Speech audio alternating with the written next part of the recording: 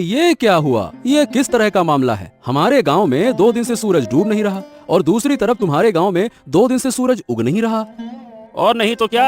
अरे तुमको क्या बताऊं, मेरी माँ को है रतौंधी, वो रात में देख नहीं सकती। अब यहाँ 2 दिन से मेरी हालत इतनी खराब हो गई है कि मैं क्या ही बताऊं। माँ घर के कोई काम कर नहीं पा रही क्योंकि रात है और रात में माँ को दिखता नहीं है। वही तो, लेकिन सवाल यह है कि ये हुआ कैसे, ये बताओ। मतलब ऐसा किसने किया? ऐसी घटना तो भैया मैंने पहले कभी ना देखी। कभी ऐसा होता हुआ सुना है क्या? बताओ। हमारे गांव में दिन और तुम्हारे गांव में रात है। वही तो, मुझे तो लगता है कि मैं तुम्हारे गांव आ जाऊं। 2 दिन से सूरज की किरण नहीं देख पाया। ऐसा लगता है कि अंधेरे का साम्राज्य आ गया है।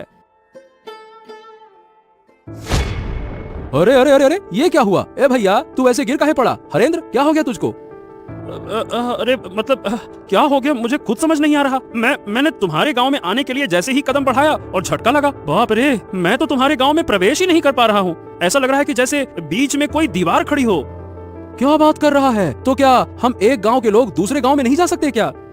वही तो भैया, लग तो ऐसा ही रहा है। लगता है कि इन दोनों गांव के बीच में कोई अदृश्य कांच की दीवार खड़ी हो गई है। अरे अब क्या करूं, मुझे तो समझ नहीं आ रहा। चल फिलहाल के लिए तू घर जा, अब देखते हैं क्या किया जा सकता है। कोई उपाय मिल जाए तो मुझे भी बता देना।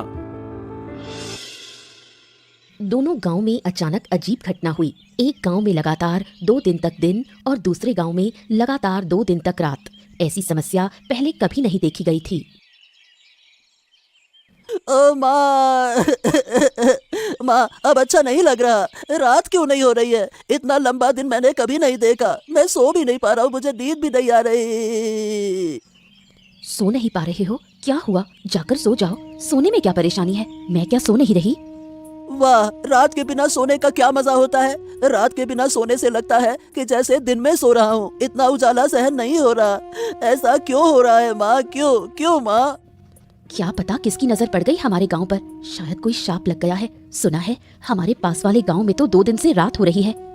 2 दिन से रात हो रही है और रात हो ही नहीं रही है। ये तो बहुत बेकार है। मैं दिन में यहाँ रहूंगा और रात को जाकर उस गांव में सो जाऊंगा। मुझे नहीं रहना दिन में। हाँ, ये हुआ। तुम कैसे सोओगे वो मुझे नहीं पता। 2 गांव के बीच एक अदृश्य दीवार बनी हुई है। वो दीवार पार करके इस गांव के लोग दूसरे गांव में या दूसरे गांव के लोग हमारे गांव में नहीं जा पा रहे।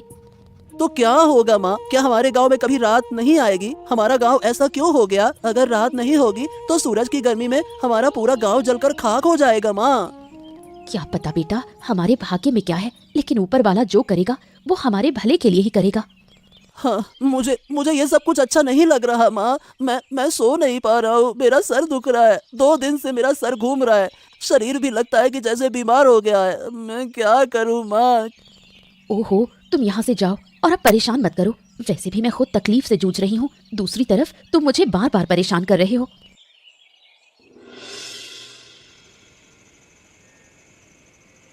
रात के गांव में हरेंद्र की माँ शांता बूढ़ी रहती है, जिसे रात को दिखाई नहीं देता। इस वजह से अब जब गांव में रात हो गई है तो शांता बूढ़ी काफी मुश्किल में पड़ गई है। हरेंद्र, ओ हरेंद्र, कहाँ गए तुम? यहाँ आओ, मुझे बाहर ले जाओ। मुझे कुछ भी नजर नहीं आ रहा। अरे बस बस बस बस, आ गया माँ, आ गया। और कितना पुकारोगी? अरे तुम्हारी तकलीफों ने मुझे बेहाल कर दिया है। 2 दिन से तुम मुझे एक पल भी शांति से बैठने नहीं दे रही हो। हरेंद्र हरेंद्र हरेंद्र, कहाँ है? जल्दी आ जल्दी आ। अरे मुझे भी तो बैठने दो। क्या तुम मुझे बोझ समझने लगे हो क्योंकि मैं बूढ़ी हो गई हूँ? जब मैं स्वस्थ थी तब तुमने मुझे पाल पोस कर बड़ा किया। अब तुम मुझे बोझ समझने लगे।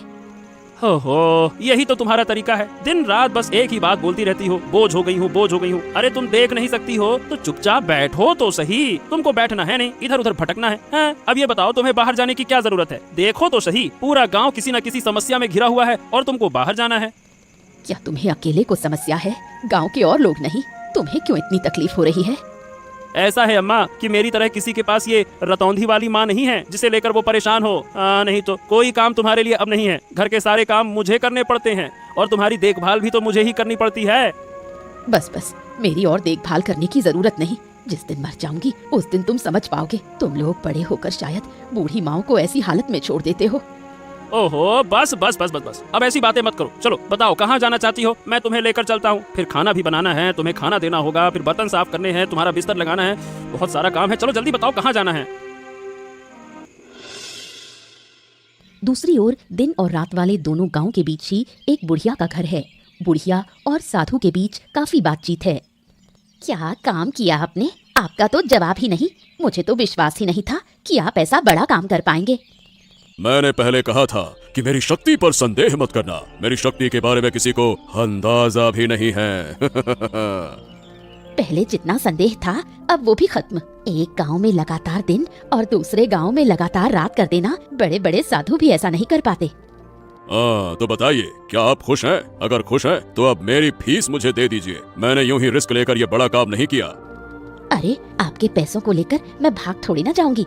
मुझे तो बहुत मजा आ रहा है। दोनों गांव के लोग कैसे बेहाल हो गए हैं। मैं आपको जरूर पैसे दूंगी, साथ में इनाम भी दूंगी। आपने मुझे खुश कर दिया। फिर और क्या कहना है? किस्मत अच्छी रही कि आप मिली, तभी तो मुझे ऐसा काम करने का अवसर मिला, वरना यूं ही किसी काम से लाभ नहीं होता। ये सब मैंने सोचा था।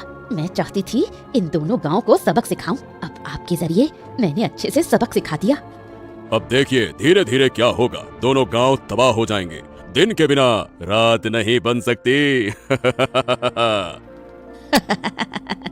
मैं भी यही चाहती थी। मैंने इस दिन का बहुत इंतजार किया है। अब मैं उन्हें हर तरह की तकलीफ दिखाकर सिखा दूंगी कि दुख और अपमान क्या होता है। अब वो मेरा कभी अपमान करने की हिम्मत नहीं करेंगे। मैं चाहती हूँ कि इन दोनों गांव के बीच सिर्फ मैं बची रहूं और कोई ना रहे।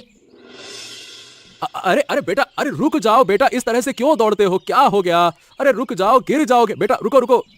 पिताजी पिताजी, हाँ, पिताजी पिताजी, मुझे एक बड़ी बात पता चल गई है। मैंने दिन और रात की असली वजह जान ली है। पिताजी पिताजी पिताजी, अब आप कुछ उपाय निकालो, वरना दोनों गांव वाले मर सकते हैं। अरे बेटा शांत हो जा। हाँ, अब ये बता क्या हुआ, कैसे जाना तुमने, बता मुझे। पिताजी पिताजी, हमारे दोनों गांव के बीच में उस बुढ़िया का घर है ना, वही बुढ़िया जो गांव वालों से बात भी नहीं करती, ये सब कुछ वही करवा रही है। क्या? ये क्या कह रहे हो तुम? क्या सच में ऐसा है? पर ये बताओ, तुम्हें कैसे पता चला कि वो करवा रही है? अब मैं सच कह रहा हूँ पिताजी। मैं थोड़ा क्या है कि बाहर गया था, तो बुढ़िया के घर से ना हंसी ठहाके की आवाजें आ रही थी। मैं चुपके से गया, मैंने सब कुछ सुना और देखा कि बुढ़िया ना एक साधु के साथ में योजना बना रही थी। पिताजी, जो करना है अब जल्दी कीजिए। मुझे लगता है कि वो साधु ना बड़ा शक्तिशाली है। अब जब सब कुछ खुल ही गया है, तो उस बुढ़िया को छोड़ना नहीं चाहिए। वो जिद करके हमारे विनाश की कोशिश कर रही है ना। वही तो, पर ये समझ में नहीं आ रहा पिताजी कि वो ऐसा कर क्यों रही है। मतलब वो हमसे गुस्सा है क्या, और गांव वाले उससे बात क्यों नहीं करते? हाँ, ये सब बातें जानने के लिए अभी तुम बहुत छोटे हो बेटा। चलो मैं जाता हूँ, हरेंद्र से बात करूंगा, फिर हम दोनों मिलकर बुढ़िया के घर जाएंगे और समझाएंगे। नहीं तो इसके अलावा तो कोई और उपाय नहीं दिखता। वही तो पिताजी, जल्दी कीजिए। मुझे उस साधु पर भरोसा नहीं है। बहुत ही बेकार हंसी हंसता है वो पैसे लेकर चला गया और यकीन है कि वो वापस आएगा। कैलाश और हरेंद्र जब बुढ़िया से सच्चाई पूछते हैं तो बुढ़िया सीधे इनकार कर देती है। वो किसी भी तरह ये मानने को तैयार नहीं कि उसका इसमें किसी भी तरह का रोल है। ओ सुनो बुढ़िया, हमने तुम्हारे साथ कुछ नहीं किया, और जिन लोगों ने ये किया अब वो जिंदा नहीं है। फिर भी तुम हमसे क्यों नाराज हो, मुझे समझ में नहीं आता। नाराज ना रहूं तो क्या करूं? तुम लोग मेरे किसी काम के नहीं। मैं यहाँ अकेली हूँ। मुझे कितनी मदद चाहिए तुम्हें इस बात का अंदाजा भी है। मेरे साथ दो शब्द बोलने वाला भी कोई नहीं। ऐसा है कि लोग तुमसे बात इसलिए नहीं करते क्योंकि तुम गुस्सैल हो, तुम्हें गुस्सा बहुत आता है। गांव वाले तुमसे डरते हैं, इसीलिए कोई तुम्हारे पास नहीं आता। पर इसका मतलब ये नहीं है कि तुम हमारे गांव को नुकसान पहुंचाओ। तुमने किया या नहीं किया, इसका राज खुल चुका है, हम सब जान चुके हैं, इसलिए इनकार मत करो। तुम लोग मेरा बार बार अपमान करते हो, मुझे बदनाम करते हो। इसका अंजाम अच्छा नहीं होगा।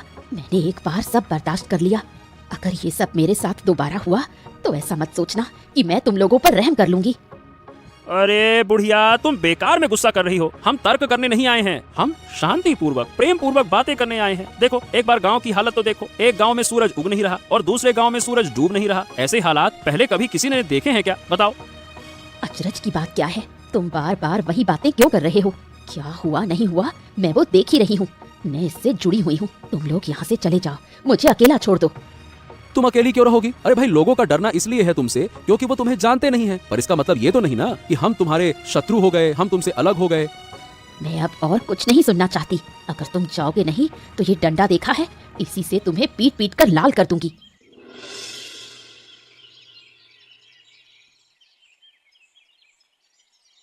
क्या तुम सच में उस बूढ़ी के पास गए थे? रिशान ने मुझे बताया। कुछ फायदा हुआ क्या?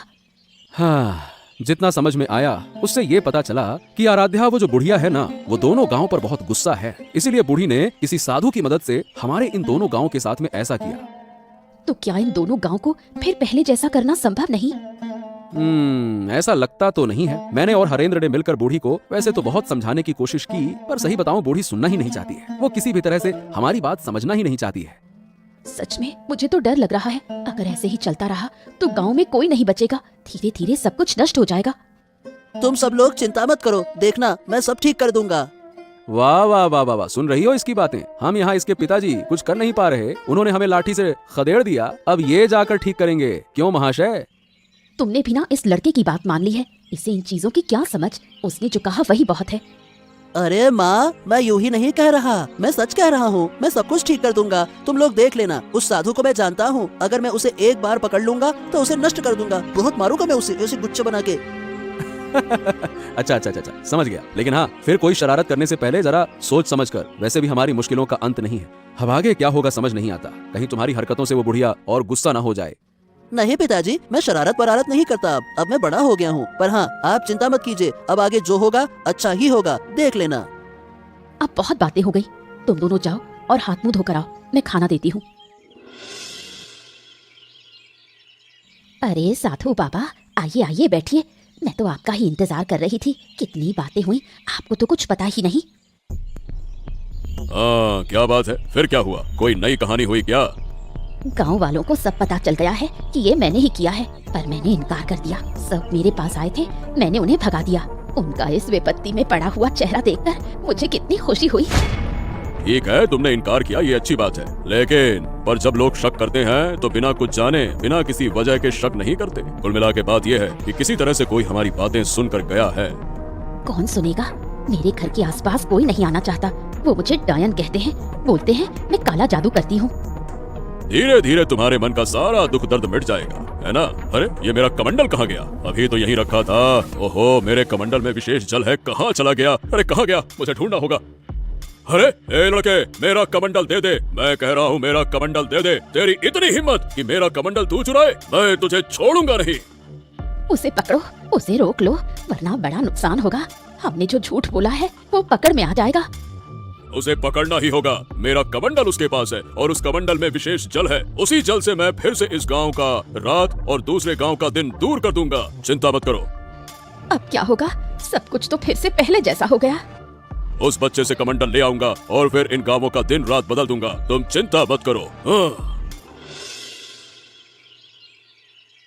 ए लड़के, तेरी इतनी हिम्मत कि तूने मेरा कमंडल छुआ, मैं तुझे श्राप दे सकता हूँ। क्या तू जानता है?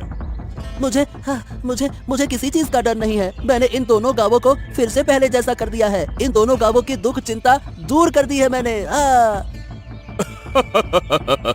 अरे मूर्ख बच्चे, तू इतना छोटा सा लड़का, पिद्दी सा, तू क्या समस्या दूर कर पाएगा? चल मेरा कमंडल मुझे दे दे। उस कमंडल के पानी से मैं फिर से इस गांव की रात और दूसरे गांव का दिन, ये जो समस्या है इसे दूर कर दूंगा। ला। मैं कभी ऐसा होने नहीं दूंगा। मैं इस कमंडल का पानी फेंक दूंगा, फिर देखता हूँ कि तुम दोबारा से एक गांव में रात और दूसरे गांव में दिन कैसे कर पाते हो। ए लड़के, मुझसे चालाकी मत कर, वरना इसका बहुत बुरा परिणाम भुगतना होगा। बच्चे, बिल्कुल बच्चे जैसे रह, ज्यादा बड़ेपन का ढोंग मत कर, समझा? फिर आप लोग इन दोनों गांवों को इतना नुकसान क्यों पहुंचा रहे हो? आप एक साधु बाबा हो, आप एक साधु महाराज हो, आपको तो गांव वालों की मदद करनी चाहिए ना। बेशक मैं मदद कर रहा हूँ, मैं बूढ़ी की मदद कर रहा हूँ, उसके दुख तकलीफ दूर कर रहा हूँ। ये तुम्हारी समस्या नहीं है और तुम्हारी समझ के बाहर की चीज है। चलो अब लाओ मेरा कमंडल, मुझे वापस करो। नहीं, मैं नहीं देने वाला। मैंने कह दिया ना, नहीं दूंगा, नहीं दूंगा तो नहीं दूंगा। किसी भी सूरत में तुम्हें ये कमंडल नहीं मिलेगा। ओह ठीक है, तो अब तू दंड भुगतने के लिए तैयार हो जा, शरारती बच्चे। अरे छोड़ दो मुझे, छोड़ दो, मैं कह रहा हूँ छोड़ दो। अगर मेरे पिता को पता चला तो वो आपको गांव से निकाल देंगे और आप फिर कभी इस गांव में नहीं आ पाएंगे। छोड़ दो मुझे, छोड़ दो। जब पहले मैं तुझे बोल रहा था तो तू तो नौटंकी कर रहा था, अब तू बच कर दिखा। जब अच्छे से बोला था तब तो माना नहीं। तुझे मैं जरूर खत्म कर दूंगा। मेरे साथ शरारत करने आया था ना तू? चल। रिशान को न पाकर कैलाश का परिवार पगला सा हो जाता है। लोग समझते हैं कि इस अनहोनी के पीछे जरूर बुढ़िया का ही हाथ है। बूढ़ी माँ हमें बचाओ, हमारी मदद करो बूढ़ी माँ, हम तुमसे हाथ जोड़कर विनती कर रहे हैं बूढ़ी माँ। क्या हुआ?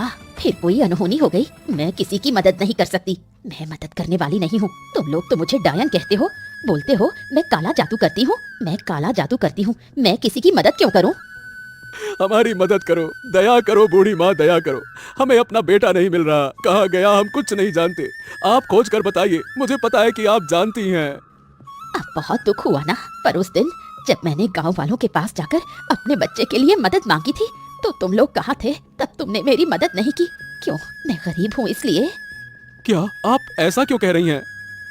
मैं सही कह रही हूँ, मेरा बच्चा बीमार था, मैंने सबके पास मदद मांगी, किसी ने मेरी मदद नहीं की, सबने मुझे अपमान करके भगा दिया, आखिर मेरा बच्चा मर गया। क्या मैंने कम दुख पाया? अब वो तो हमें कुछ भी नहीं पता था। आप हमें इतनी बेकार नजरों से क्यों देखती हैं? कृपया करके बताइए ना, मेरा बेटा कहाँ है? मैं अपने बच्चे के बिना नहीं जी पाऊंगा, नहीं जी पाऊंगा। जीऊंगी, जरूर जीऊंगी, तुम लोग सब जियोगे, पर अंदर तक तीव्र पीड़ा के साथ जियोगे, जैसे कि मैं इतने समय से जी रही हूँ, अपने बच्चे की यादों को थामे हुए। अरे कैसी इंसान है आप! एक छोटा बच्चा मेरा नहीं मिल रहा, कोई अनहोनी हो गई तो क्या आप थोड़ी सहानुभूति नहीं दिखा सकती? हर समय दुश्मनी दुश्मनी दुश्मनी, क्यों क्यों? उन बातों की मुझे परवाह नहीं, जो तुम्हारे भाग्य में लिखा है वही होगा। मैं किसी की मदद नहीं कर सकती, बिल्कुल नहीं कर सकती। तुम लोग यहाँ से चले जाओ। दोनों गांव की समस्या खत्म करने के लिए बेचारे रिशान को अपनी जान की आहुति देनी पड़ी। साधु ने रिशान की हत्या कर उसकी लाश 2 गांव के बीच में फेंक दी। ये मेरे साथ क्या अनर्थ हो गया? मेरा बच्चा, मेरा लाल, जरूर ये उन्हीं लोगों का काम है। उठ जा रे बेटे, उठ जा बेटे, मेरे बच्चे। हाय हाय, अब मेरा क्या होगा? मेरा गोद का लाल, मेरा नन्हा सा मानिक चला गया, मुझे छोड़कर चला गया। रिशान, तू मुझे छोड़कर कैसे जा सकता है बेटा? बोल बेटा बोल, अब मैं तुझे कभी नहीं डांटूंगा, कभी नहीं। जो कहेगा वही होगा, बस एक बार बोल तो सही बेटा। जिन लोगों ने मेरी गोद से मेरा बच्चा छीन लिया, ऊपर वाला उनका न्याय करेगा। मैं किसी को नहीं छोड़ूंगी, किसी को नहीं बख्शूंगी। शांत हो जाओ आराध्या। इसका बदला मैं जरूर लूंगा। मैं किसी को छोड़ूंगा नहीं। मेरे छोटे से बच्चे पर जरा सा भी तरस नहीं आया उन्हें। उसने ऐसा क्या किया था जो उसे इतनी बड़ी सजा मिली? मैं छोड़ूंगा नहीं। वो तो छोटा था, उसे क्या पता इन सब बातों का। उन्होंने ये सब कैसे कर दिया? एक छोटे से बच्चे को मार दिया। उनका दिल जरा भी नहीं कांपा। क्या वो लोग इंसान हैं? मैं अपने बेटे के शरीर को छूकर कसम खाता हूँ कि जिन्होंने ये किया उन्हें मैं किसी हालत में माफ नहीं करूंगा। उन्हें सजा जरूर मिलेगी। बस भाई, बस बस बस, चलो उठो, अब हमें आगे का इंतजाम करना होगा। चलो रिशान को, बच्चे को लेकर चलो। चलो।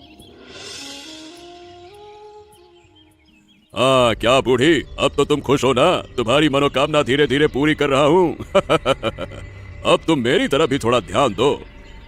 अरे आप चिंता मत कीजिए, आपके सारे पैसे मैं दे दूंगी, कोई दिक्कत नहीं होगी। आप बस इसी तरह मेरा काम करते रहिए।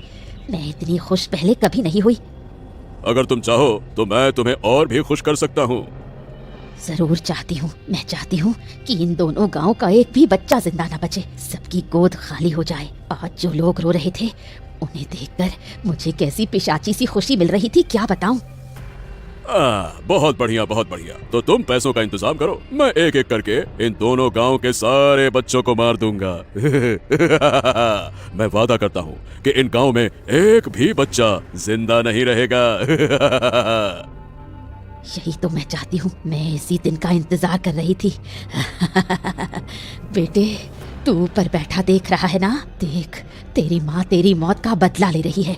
जो दर्द मुझे हुआ था वही दर्द अब मैं सबको दूंगी। इतनी जल्दी खुश मत हो, हमें धीरे धीरे सब करना होगा। आज से हर रात इन 2 गांवों में एक एक बच्चा गायब होगा और मैं उसका बलिदान दूंगा। इससे तुम्हारा भी फायदा होगा और मेरा भी स्वार्थ सिद्ध होगा। कोई दिक्कत नहीं, मैं हर रात तुम्हें बच्चों को पकड़ने में मदद करूंगी। जरूरत पड़ी तो खुद पकड़ कर लाऊंगी। सब मुझे डायन कहते हैं, अब मैं उन्हें दिखाऊंगी असली डायन क्या होती है। तो फिर ठीक है, मैं बलिदान की पूरी व्यवस्था करता हूँ। हर रात एक बच्चे की हत्या करनी होगी, तभी मैं और शक्तिशाली बनूंगा।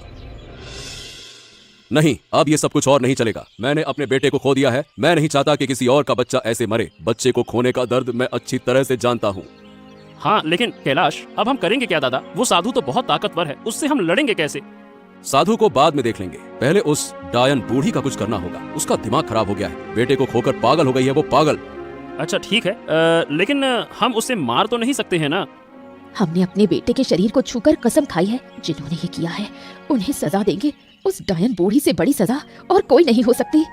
अच्छा, क्यों नहीं मार सकते? जब उसने मेरे बच्चे को नहीं छोड़ा, जब उसे गांव के सभी बच्चों को मारने का मन हो रहा है, तो मैं भी उस विकृत दिमाग की डायन को मार सकता हूँ, बिल्कुल मार सकता हूँ। खून का बदला खून, बिल्कुल। और मैंने तय कर लिया है, बूढ़ी को मैं जिंदा जला दूंगा। उसके लिए यही सजा सही रहेगी। अगर वो जिंदा रही तो कभी नहीं सुधरने वाली। उसका दिमाग पूरी तरह से खराब हो चुका है।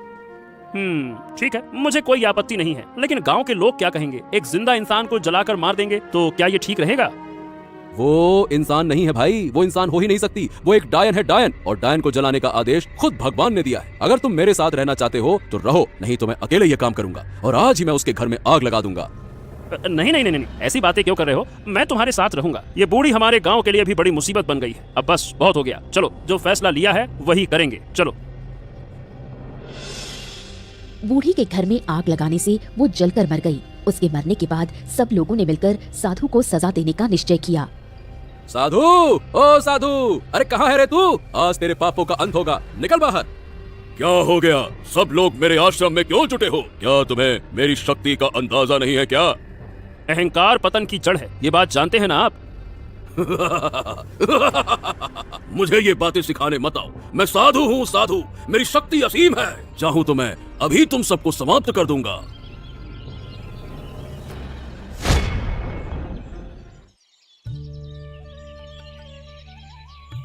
हाँ, आखिरकार हमारे गांव से बुरी नजर हट गई। अब हमारे गांव पर फिर कोई विपत्ति नहीं आएगी। अगर फिर कभी कुछ हुआ तो हम सब मिलकर उसका सामना करेंगे।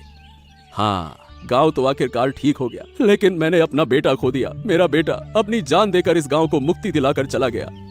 चिंता मत करो कैलाश, जब तक इस गांव के लोग जिएंगे तुम्हारे बेटे को सब याद रखेंगे। सब तुम्हारे बेटे का सम्मान करेंगे। पीढ़ी दर पीढ़ी तुम्हारा बेटा हमारे इन दोनों गांव के बीच जिंदा रहेगा। ऐसा ही हो बूढ़ी माँ, ऐसा ही हो। लेकिन अब से हमें ये भी ध्यान रखना होगा कि बूढ़ी के बेटे जैसा कोई और बच्चा किसी बीमारी में आकर मदद ना पाकर मर ना जाए, वरना हर घर में ऐसी डायनें पैदा हो जाएंगी। बिल्कुल सही कह रही हो आराध्या, हम सब एक दूसरे का ध्यान रखेंगे। ये दोनों गांव अब से अलग नहीं रहेंगे, बल्कि हमेशा एक दूसरे की मदद करेंगे। ऐसा ही हो। और मैं अनुरोध करूंगी कि मेरे बेटे के लिए सब लोग प्रार्थना करें। सब मेरे बेटे को याद रखें, सुख शांति से रहें। ऐसे ही मजेदार मजेदार किस्से देखने के लिए हमारे चैनल को सब्सक्राइब करना ना भूलें।